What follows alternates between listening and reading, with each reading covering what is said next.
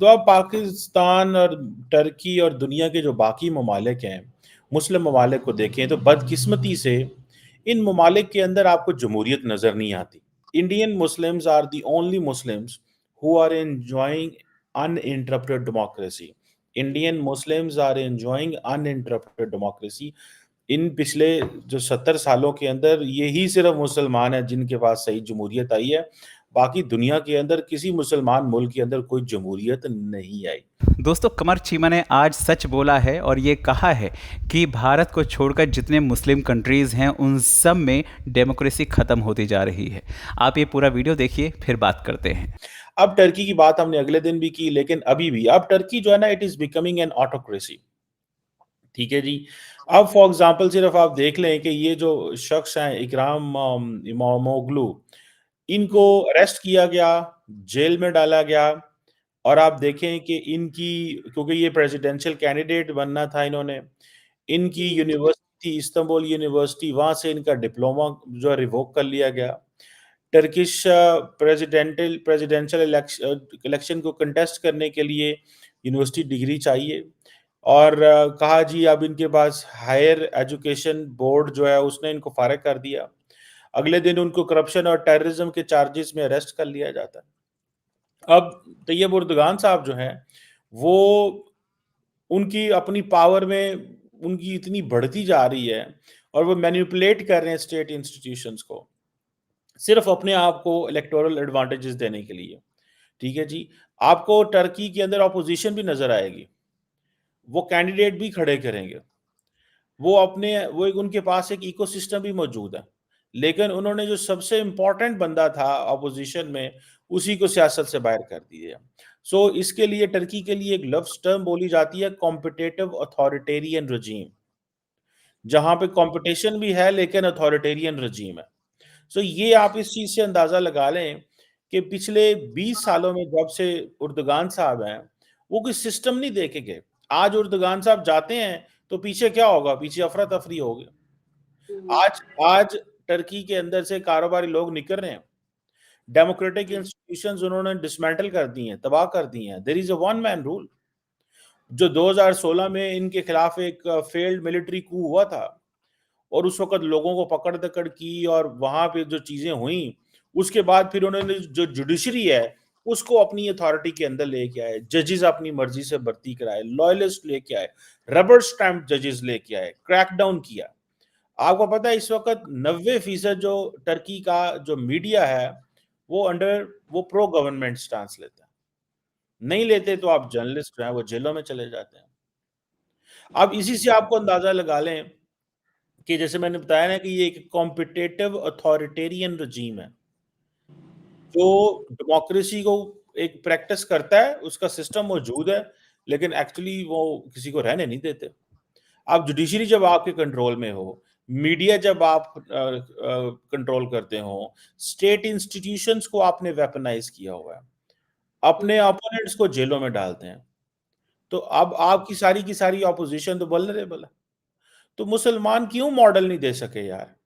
एक तरफ Arab world है, वहाँ पे देखें, वहाँ पे बादशाहत है, किंगशिप है। ईरान चले जाएँ, वहाँ उलमा है, मौलवियत है, क्लेरिक का रूल है। टर्की है, टर्की को आप देख लें, ये एक और डिफरेंट है। हम पहले कभी डिक्टेटर आता है पाकिस्तान में, कभी हाइब्रिड रजीम आता है, कभी कोई रजीम आता है। मतलब ये तो फिर वो जिसे कहते हैं ना, एक अजीब-सी सिचुएशन बन गई। अभी टर्की के अंदर आपको पता है ना, उर्दुगान साहब सिर्फ 52% वोट से जीते। ठीक है जी। और लेकिन इसके बावजूद वो बड़ी सख्त लाइन लेते हैं अपने ऑपोजिशन पे ऊपर। बड़ा थोड़ा मार्जिन है, 52% को ज़्यादा नहीं होता। ठीक है जी। और वो जिसे कहते हैं ना, अपनी ज़िद पे कायम है।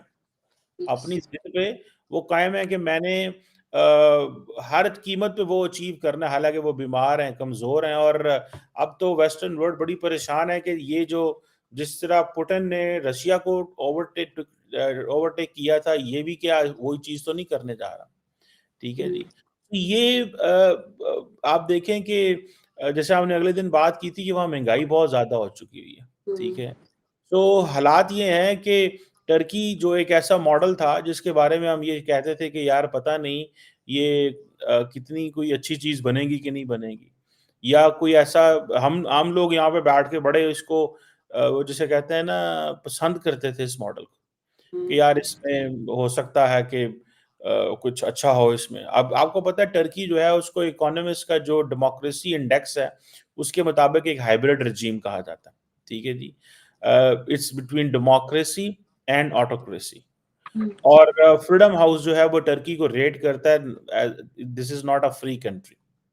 सो उसकी वजह ये है कि स्ट्रॉन्ग अथॉरिटेरियन कैरेक्टरिस्टिक्स मौजूद हैं इस सारे सेटअप के अंदर, और वो तब तक रहेंगी जब तक। अब लोग क्या करें, लोगों का काम होता है वोट डालना, लेकिन अगर कोई इस तरह का बंदा आ जाए वो समझता है कि मेरे बगैर टर्की चल ही नहीं सकता, टर्की जो है वो चल ही नहीं सकता। ठीक है जी? अब देखें ना, इन्होंने 1 लाख बंदे को फायर किया था, अरेस्ट किया था, अपनी मर्जी के फिर जजेस लगाए, मिलिट्री में बंदे लेके आए, सिविल सर्वेंट लगाए, सब कुछ किया। डिसेंट इन्होंने बिल्कुल ही खत्म कर दी। आज वो किधर पहुंच गए हैं? आज वहां से कारोबारी लोग निकल रहे हैं, कारोबारी लोग छोड़ना चाहते हैं। ठीक है जी?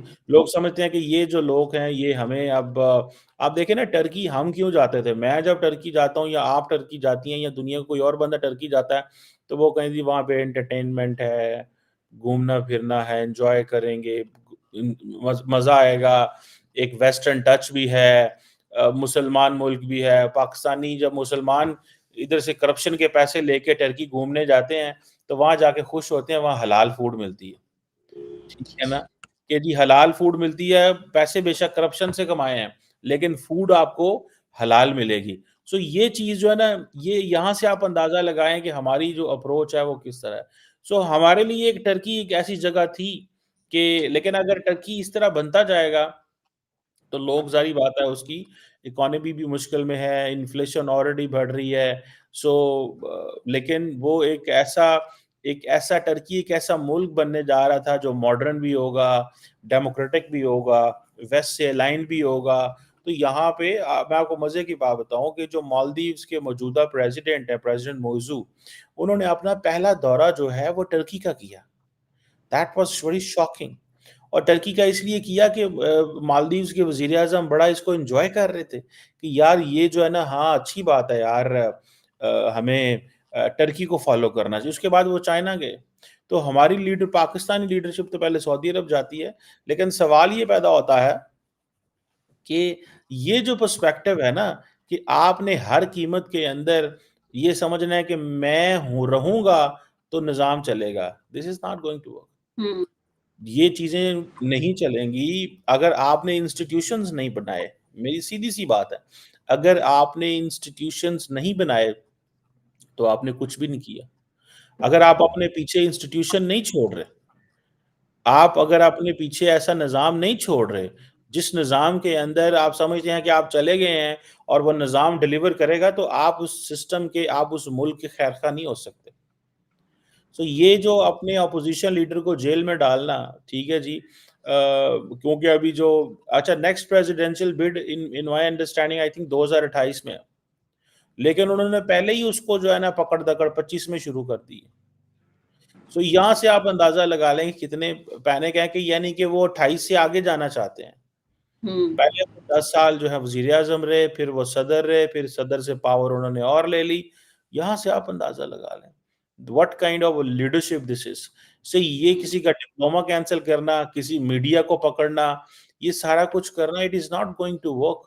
आप at the end of the day Europe जो है, वो भी ज़ाहिर-सी-बात है परेशान होगा, हमारे बॉर्डरिंग कंट्री एक ही मुस्लिम मुल्क है जिसकी मतलब जिसको वो समझते हैं कि मुझे पता है बहुत सारे ऐसे यूरोपियन कंट्रीज हैं those who do not need passport to enter Turkey, they can come in Turkey with their ID cards. वो अपने आईडी कार्ड के साथ टर्की आ जाते हैं।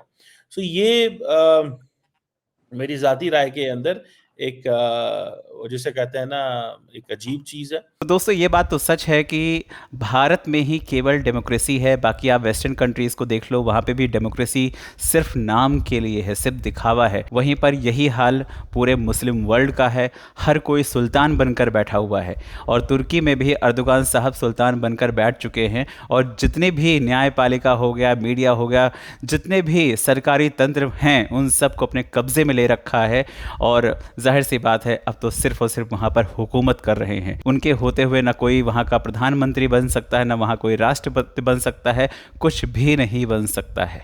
और कमर चीमा साहब जो कह रहे हैं कि केवल हिंदुस्तान में जो मुसलमान हैं वो डेमोक्रेसी का मज़ा ले रहे हैं, एक्चुअली ये बात हकीकत है। हमारे यहाँ एक सत्ता जाती है तो दूसरी सत्ता आती है।